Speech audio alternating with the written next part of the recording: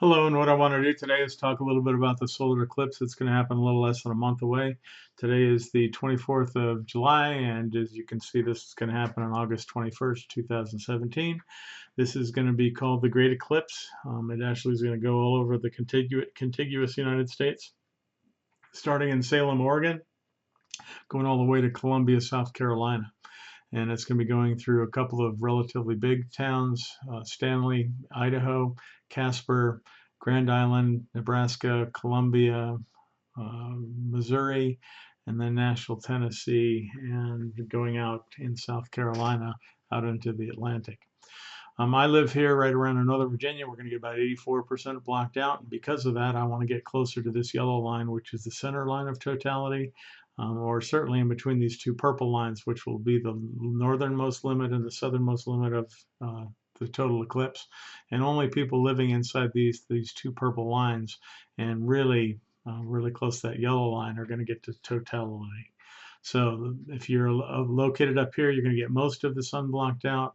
And the farther you get away from this yellow line, the less eclipse you're going to see. And you can see 60 line, 80 line, 40 line, all the way down here in Baja, California. So what I want to do is I just want to click and play this, and I'm going to move this, and you can see the progress line down here. And we have Eastern Daylight Savings Time, Central Daylight Savings, Mountain Daylight Savings, and Pacific Daylight Savings, as well as Universal Time. I'm in Eastern, except that I'm going to be in Central when we go to Illinois and watch this. So I'm going to be paying attention to these times. But if you watch it, what will happen if you look up here in Salem and actually now in Stanley, you can start seeing that the Earth's umbra, or the Earth's dark part of the shadow, is actually touching. And then you can see it a little later in Casper, Wyoming, and then a little later in Grand Island, and then Columbia, and then Nashville's going to get it. But if you watch Salem right there gets a total solar eclipse. And then if you look at the time, and that's going to be around 1 o'clock in the afternoon, our time here in the Eastern time zone, 12 o'clock. I'm going to be located around here, so around 11:50. I have an Excel file which I'm trying to put together so I can take this around with me. So a little bit before 12, the eclipse is going to begin, and this is going to be for Carbondale, Illinois, which I'm probably going to be really close to Carbondale. I'm assuming a lot of other people who like eclipse are going to be close to Carbondale, so I'm going to be as close as I can get and still not have to worry about too many people being around. But if I progress in time and you watch it, you can see Stanley gets the eclipse. And then the moon continues to move over, and Stanley starts seeing the sun again, and then Casper is going to get the eclipse. And then if we keep going, Grand Island gets the eclipse. And the eclipse will progress along this yellow line. And then if we actually move it all the way over to, actually I'll go in real time now.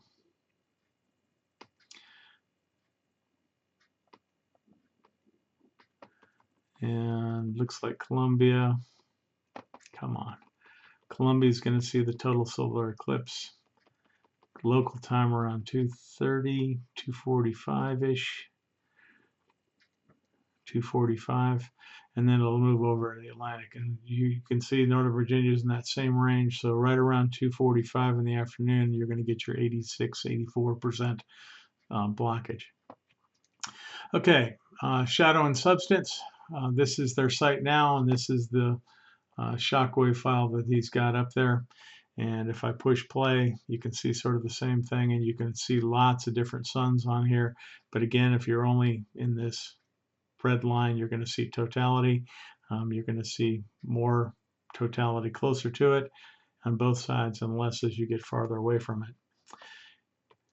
Okay, if you go to this site and you actually get rid of the HTML and type in SWF, you'll actually get this same shockwave file that I like.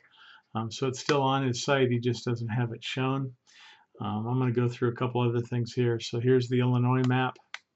So I'm going to be in Illinois, and if I watch this one, I'm going to try to get as close, like I said, to Carbondale as I can, because this is the line of central totality, and this will actually be the place where it spends most of its time, 2 hours and 43 minutes. 2 minutes and 43 seconds of totality. It can be up as much as 7 minutes, and that actually happens when either you get a really close sun and you get a really close moon, or you got to get a perfect situation for that 7.5 minutes. This one is not going to be. It's going to be 5 minutes shy, so not anywhere close to that. Solar Balloon Network. Don't care about that one. But anyway, this is Shadow and Substance. And if I go down a little bit more, you can see, I think he's in Kentucky, so he's got Kentucky. He's got a map of the totality for Kentucky. He's got a picture of the way it would look in part of Kentucky. He's also got some other eclipses, which are located in the past. And he's got some eclipse located in the future. Here's another one that's going to be in 2024. Here's one for Alaska in 33. Part of northwestern United States in 44. Another nice one in 2045. Part of another one. This one looks like it's going to be a longer eclipse. The longer the line is, the longer the eclipse. 48. And then down in Florida, Georgia, in 52. There'll be another one located here in 99, another good one in 2106, and then another one here in the Pacific Ocean in 2108. So if you want to hang around a little longer, you can see some other eclipses, but this one is going to be a really nice one. Again, it doesn't have that one on there. That one looks pretty good too in 45, but this one's going to be on August 21st, 2017. And there is the line of totality.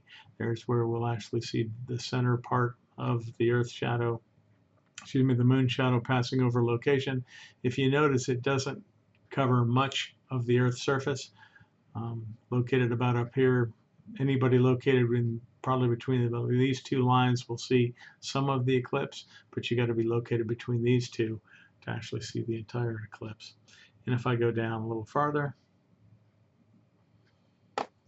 here is the 2017, here's the 2024, and if you watch it, you can see it's a very small Earth location for getting the moon's umbra, part of the shadow. The penumbra covers a much larger area, but again, if you want to see the sun and you want to actually see the sun disappear, you want to see the day turn into night, you want to see the temperatures drop, this is where you want to be. Okay, that's all I want to see. So thanks for stopping by. Adios.